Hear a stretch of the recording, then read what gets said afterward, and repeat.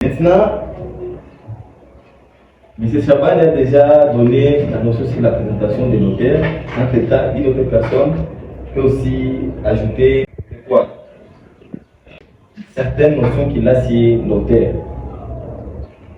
Avant tout, qui a déjà lu les livres? Tu as déjà terminé ça? Oui. Qui autre? Moi aussi. Merci. Voilà.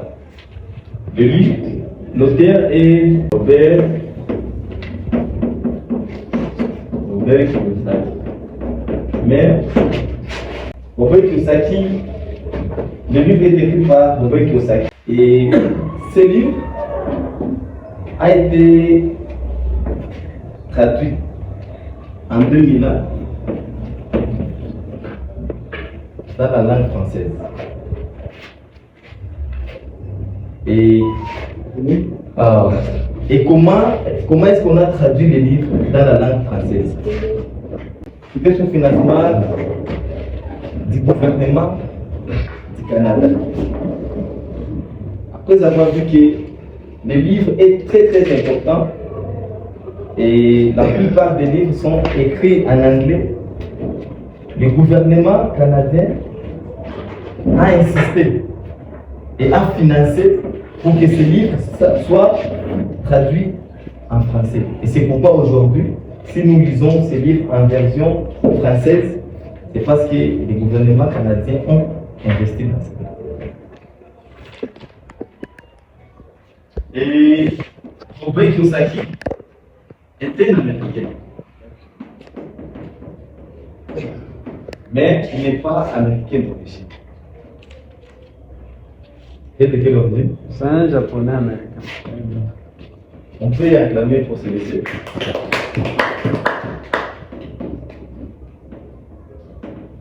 Robert Kiyosaki est japonais, mais qui a vécu et qui fait même ses affaires en Amérique. Donc c'est un Américain. À part ça, il a eu son bac en comptabilité. Je pense qu'il y a des gens ici qui ont déjà fait la comptabilité. Donc ceux qui ne savent pas, ceux qui pensent que la comptabilité c'est une autre monde. La comptabilité, on peut parler plutôt. La comptabilité c'est seulement quoi? Suivre les mouvements. C'est suivre les mouvements, c'est ce qu'on appelle les flux financiers, n'est-ce pas? Les flux financiers, donc ce sont les mouvements de l'argent, les cash in et les cash out, les cash flow statements. C'est ça? Oui. Vous voyez que la comptabilité donne quand même des notions sur la gestion de l'argent. Mais il ne faut pas mépriser ces cours parce que si vous voulez vraiment aller de l'avant, vous allez devoir savoir vos cash in et vos cash out. Cash out, ce sont des dépenses. Les cash in, ce sont des entrées. Venez ensemble ici. Cash in, les entrées. Les cash out, les sorties. Cash in, les revenus. Cash out, les dépenses. Ce monsieur est un ami d'un homme politique. Qui connaît son ami?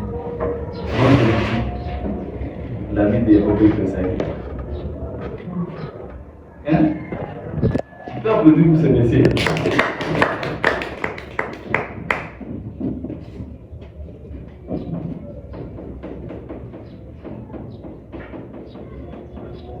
Ce monsieur est ami de Donald Trump. Vous voyez que le livre qu'il a écrit, ce n'est pas quand même un livre à ignorer. N'est-ce pas ça que c'est dit? Parce que si lui, il côtoie beaucoup Donald Trump, c'est que nous avons aussi l'opportunité de savoir beaucoup plus. C'est ce qu'il parle avec Donald Trump. Et il a même des investissements communs avec Donald Trump. J'ai déjà suivi plusieurs de ces vidéos avec Donald Trump où il parle sur l'argent. Comment ils gèrent l'argent, comment ils ont fait face à des difficultés. Et là donc il se dit, waouh, comment manquer l'opportunité de ne pas lire ses chefs-d'œuvre. Il est multimilliardaire.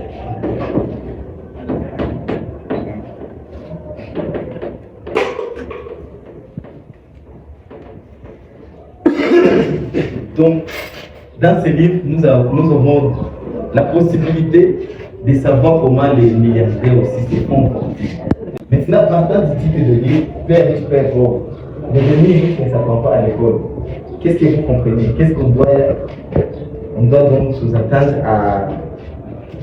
à devenir? En écoutant seulement les titres, qu'est-ce qui vous vient à l'esprit? Bon, selon les titres, il y a d'abord des personnes différentes. Donc, Robert Kiyosaki s'est rencontré avec des personnes avec des expériences différentes. Alors, grâce à ces deux personnes, il a appris maintenant. Parce que parmi ces deux pères, donc, il y a quelqu'un qui était considéré comme son père biologique. Il y a quelqu'un qui était considéré comme le père de son ami. Donc, parmi ces deux, il a essayé de comprendre la loi de la richesse. Et c'est pourquoi là, il a mentionné que ça ne s'apprend pas à l'école parce qu'il n'y a pas une école qui nous enseigne comment devenir riche, comment créer la richesse. Merci, on peut l'applaudir. La loi de la richesse. Qui autre? Je vois l'importance de l'éducation financière. Vous faites la même? Par ça, nous allons aussi voir la différence entre les idées de nos parents qui sont riches aussi et qui sont pauvres. Est-ce qu'il y a une différence?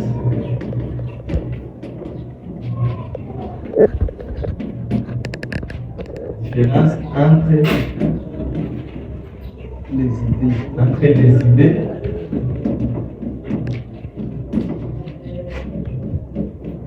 Un père riche et un père pauvre.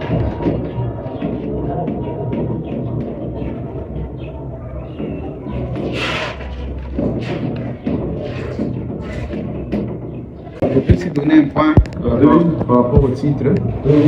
Lorsqu'on voit le mot devenir riche ne s'apprend pas à l'école.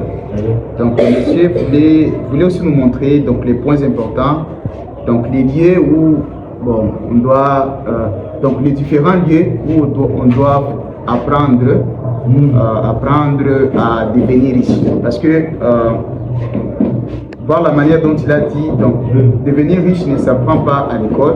Donc il y a d'autres endroits là où on peut apprendre à être riche. On peut applaudir s'il vous plaît. Monsieur, bon appétit. Mais pourquoi beaucoup dans les communautés, tu es dans beaucoup de communautés, quelle est ton expérience par rapport à l'argent? Est-ce que les gens, comment parlent de l'argent? Est-ce qu'ils parlent même c'est l'argent? Bon, en fait, je pense que c'est le background de la personne en soi. Quelqu'un qui n'a pas grandi dans l'environnement, on parle beaucoup de l'argent, ne peut pas improviser. Quelqu'un qui ne fait pas cela en communauté aussi, ne peut pas aussi improviser. Donc pour conseiller de l'argent, il faut d'abord être dans la sécurité. Aussi avoir l'esprit de partage. Même si on ne connaît pas beaucoup, mais quand on a des petites notions, on peut les partager. Donc on ne le fait pas dans plusieurs communautés parce que les gens ne savent pas. On ne peut pas dire ce qu'on ne dit pas et ce qu'on ne connaît pas. Si vous comprenez, on peut applaudir.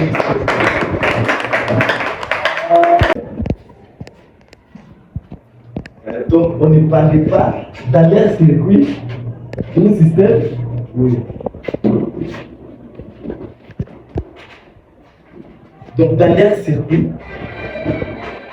on ne parlait pas sur l'argent.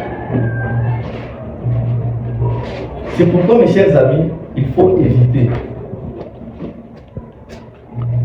Moi, vraiment, je comprends pourquoi les enfants des riches ont aussi tendance à devenir riches. Parce que seulement en côtoyant avec les gens qui ont de l'argent, même ta façon de penser, ça change. qu'on se le dise avant d'entrer dans une power. Les idées que vous avez, est-ce que sont-ils les mêmes? Sont-elles les mêmes? Non. Je peux donc acquérir ça à telle personne. Vraiment, c'était un plaisir d'être avec vous et partager avec vous les bons moments ensemble.